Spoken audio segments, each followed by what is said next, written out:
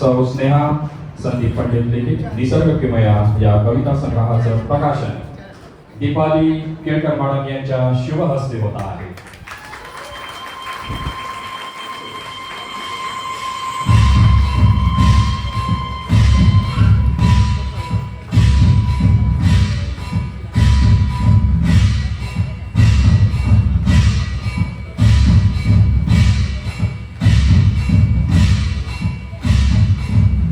असं म्हणतात की निसर्ग हा केवळ डोळ्यांनी पाहण्याचा विषय नाहीये, तर तो अनुभवायचा असतो मनाने आणि शब्दात उतरवायचा असतो संवेदनाने.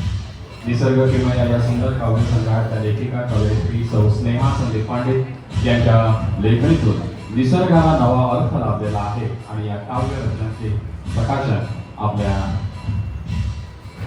दीपालीताई केळकर मॅडम यांच्या शुभ हस्ते इथे झालेला आहे.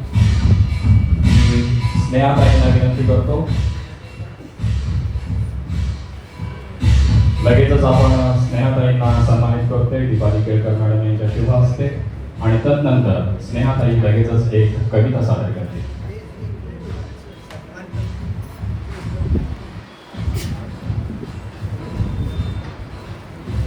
स्नेहाताई संदीप मॅडम यांना आपण सन्मानित करतोय.